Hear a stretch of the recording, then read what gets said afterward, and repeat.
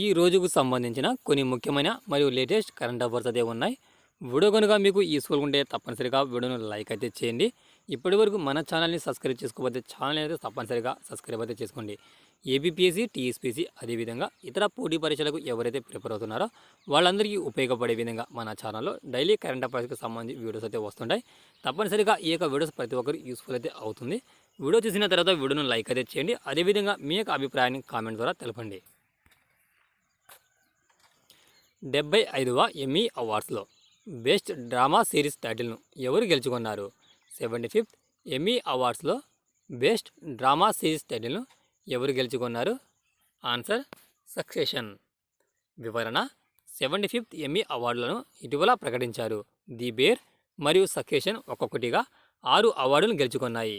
The bear best comedy బిరుదును పొందింది. అదేవిధంగా road race drama అయిన బీఫ్ బెస్ట్ లిమిటెడ్ ఎడిషన్ అవార్డును కూడా పొందింది. ఉత్తమ నాటక ధారావాహిక అవార్డు వారసత్వం అనగా సక్సెషన్కు లభించింది.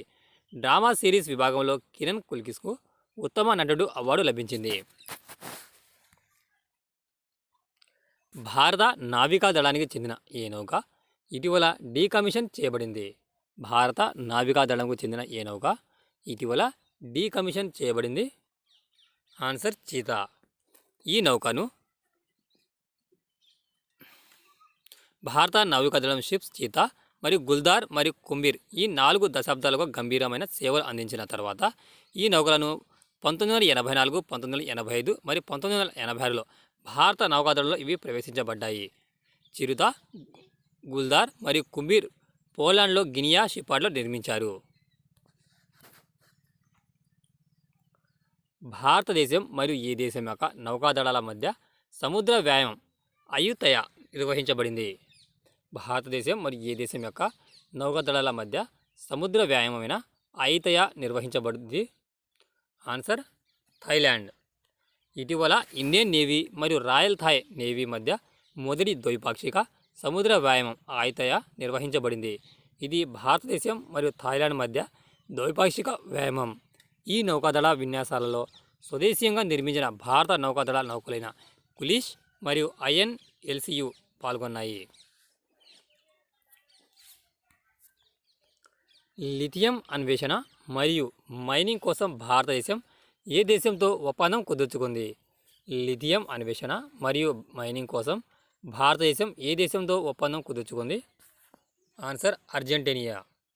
భారత ప్రభుత్వ గనుల మంత్రిత్వ శాఖ ఇటీవల అర్జెంటీనియాలో కాటమార్కా ప్రావిన్స్కు చెందిన ప్రభుత్వ యాజమాన్య సంస్థ కాటమార్కా మినేరా వై ఎనర్జెటికా సొసిడాడ్ డెల్ ఎస్టాడోతో ఒప్పందం చేసుకుంది. దీని కింద మినరల్ విదేశీ ఇండియా లిమిటెడ్ 5 లిథియం బ్లాకుల అన్వేషణ మరియు మైనింగ్ చేస్తుంది. అర్జెంటీనా ఒక దక్షిణ అమెరికా దేశం. ఇది బ్రెజిల్ తర్వాత దక్షిణాఫ్రికాలో 2వ అతిపెద్ద దేశం.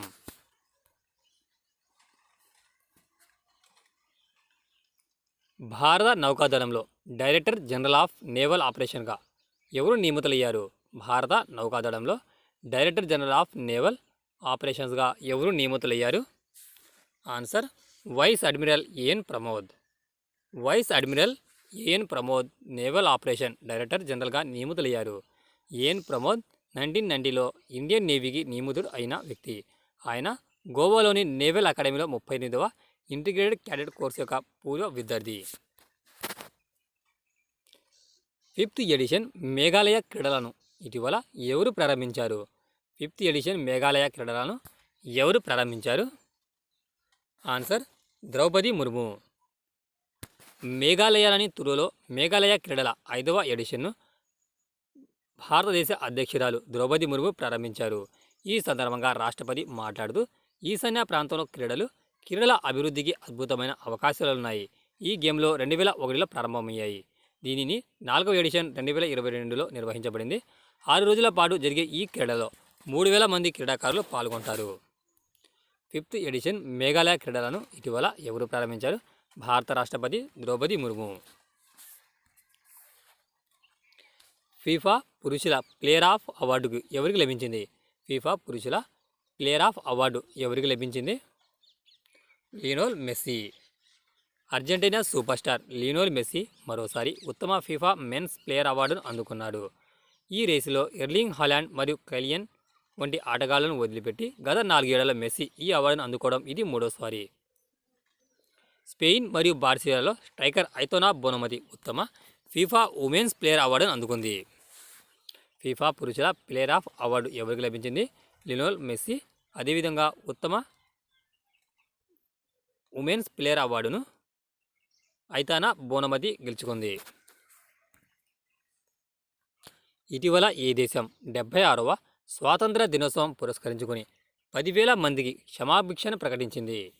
ఇటీవల ఏ దేశం 76వ స్వాతంత్ర దినోత్సవ వేడుకలను పురస్కరించుకొని 10,000 మందికి క్షమాభిక్ష ప్రకటించింది? Answer Myanmar.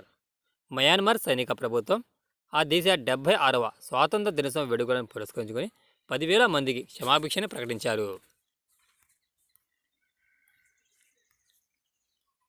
కేంద్ర ప్రభుత్వం చేపట్టిన వన్ డిస్టిక్ వన్ ప్రొడక్ట్లో ఆంధ్రప్రదేశ్కు ఎన్ని అవార్డులు లభించాయి?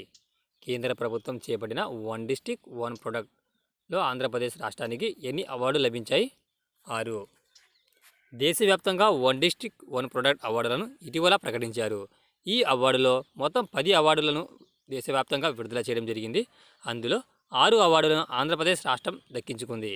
ఈ అవార్డులు ఆంధ్రప్రదేశ్ రాష్ట్రానికి లభించిన అవార్డులు కాకినాడ జిల్లా జమధాని చీరలు, అల్లూరి సీతారామరాజు జిల్లాకు చెందిన అరకు కాఫీకి బంగారు పతకాలు లభించాయి. అదేవిధంగా శ్రీకాకుళం జిల్లాకు చెందిన పొందూరు కాటన్ మరియు కర్నూలు జిల్లాకు చెందిన గద్వాల్ జిల్లా చీరలకు కాంస్య పతకాలు లభించాయి. అన్నమయ్య జిల్లా మదనపల్లె పట్టుకు, అదేవిధంగా గుంటూరు జిల్లా మంగళగిరి చీరలకు ప్రత్యేక జ్యూరీ అవార్డు లభించాయి. ఇటీవల కోఫీకో కాఫీ క్యాండీ బ్రాండ్ అంబాసిడర్గా ఎవరు నియమితులయ్యారు? ఇటీవల కోఫీకో కాఫీ క్యాండీ బ్రాండ్ అంబాసిడర్గా ఎవరు నియమితులయ్యారు? భారత క్రికెటర్ ఎంఎస్ ధోని. ఇప్పుడు వరకు చెప్పుకున్న అన్ని కరెంట్ అఫైర్స్ ఒక్కసారి క్విక్ రివిజన్ చేసుకుందాం. 75వ ఎమ్మీ అవార్డ్స్లో బెస్ట్ డ్రామా సిరీస్ టైటిల్ను ఎవరు గెలుచుకున్నారు? సక్సెషన్. భారత నావికాదళానికి చెందిన ఏ నౌక ఇటీవల డీకమిషన్ చేయబడింది? చీతా. భారతదేశం మరియు ఏ దేశం యొక్క నౌకాదళ మధ్య సముద్ర వ్యాయామమైన ఆయతయ నిర్వహించబడింది? థాయిలాండ్. లిథియం అన్వేషణ మరియు మైనింగ్ కోసం భారతదేశం ఏ దేశంతో ఒప్పందం ఇటీవల కుదుర్చుకుంది? అర్జెంటీనియా. భారత నౌకాదళంలో డైరెక్టర్ జనరల్ ఆఫ్ నేవల్ ఆపరేషన్గా ఎవరు నియమితులయ్యారు? వైస్ అడ్మిరల్ ఏఎన్ ప్రమోద్. 5th ఎడిషన్ ఆఫ్ మేఘాలయ క్రీడలను ఇటీవల ఎవరు ప్రారంభించారు? భారత రాష్ట్రపతి ద్రౌపది ముర్ము. ఫీఫా పురుషుల ప్లేయర్ ఆఫ్ అవార్డు ఎవరికి లభించింది? Lionel Messi. అదేవిధంగా ఫీఫా ఉమెన్స్ ప్లేయర్ ఆఫ్ అవార్డును ఐతానా బోనమతి లభించింది.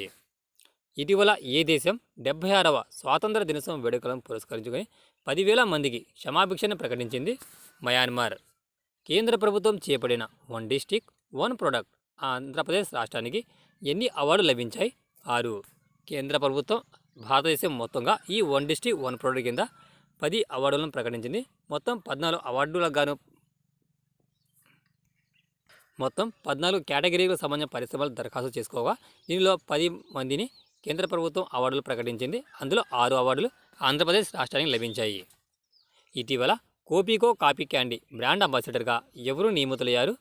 ఎంఎస్ ధోని. ఇది ఫ్రెండ్స్, వీడియో కనుక మీకు యూస్ఫుల్గా ఉంటే తప్పనిసరిగా వీడియోని లైక్ అయితే చేయండి. Thanks for watching టెక్జా.